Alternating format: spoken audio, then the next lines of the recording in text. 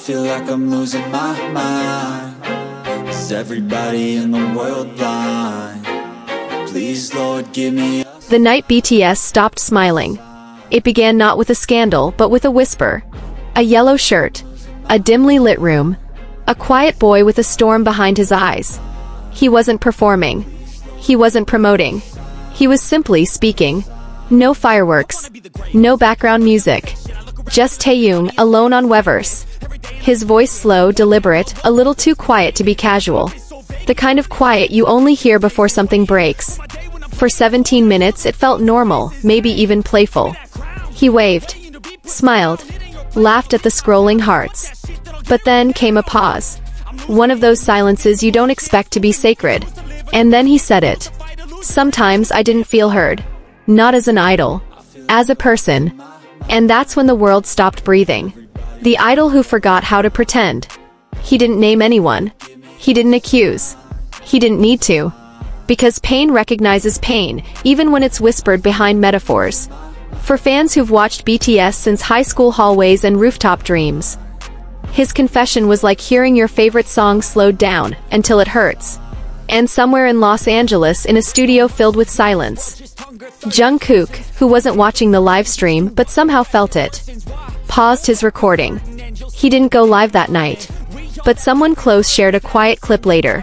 Jungkook staring into the void, rubbing his face with both palms, whispering into the air as if the cameras weren't real. I should have known. He was never okay.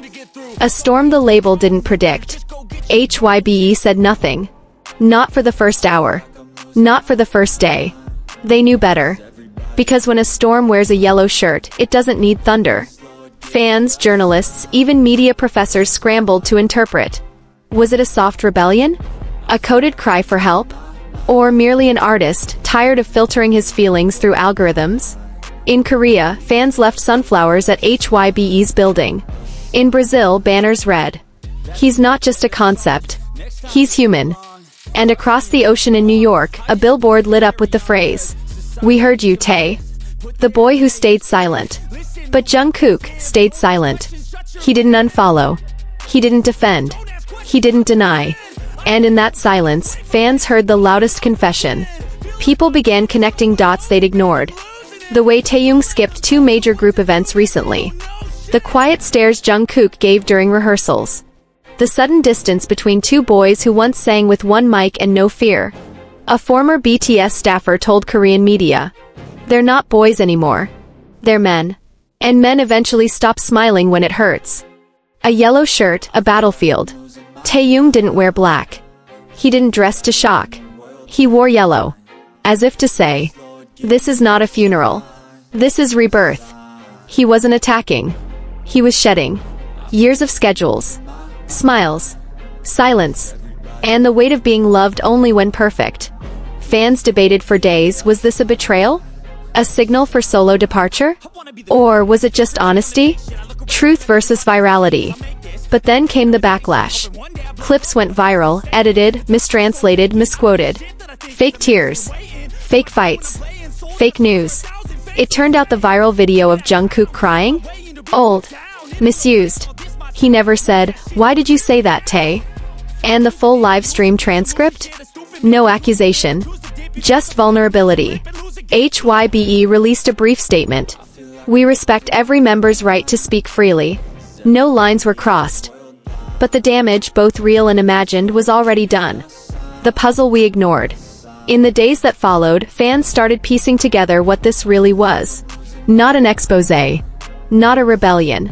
But a confession. And perhaps the most heartbreaking part? We only believed it because we wanted a story. Not a soul. Not a man. Not a friend in pain. The fire we made. What started as a personal reflection became a media wildfire. We turned a yellow shirt into a revolution. We turned silence into headlines. We turned intimacy into marketing. And yet, maybe this needed to happen. Because now we're asking the right questions. What does it mean to grow up on camera? When is enough enough? And why do we only listen when someone bleeds? The new chapter begins. BTS is not breaking. But something inside them is shifting. This is no longer a group of teenage boys dreaming of stardom. This is a group of men, cracked, complex, courageous. And maybe Taehyung's livestream didn't expose hybe. Maybe it didn't divide BTS. Maybe it simply reminded us that behind every stage light is a shadow. Behind every idol is a person. And sometimes the most powerful thing you can do isn't sing or dance. It's to speak. Even if your voice trembles. Even if your shirt is yellow. Even if the world misunderstands. What comes next? We don't know. Will Taehyung speak again? Will Jungkook respond? Will hybe change or hide? But one thing is certain. That night wasn't just a live stream. It was a mirror. And all of us saw something we weren't ready to see. Not just in them, but in ourselves.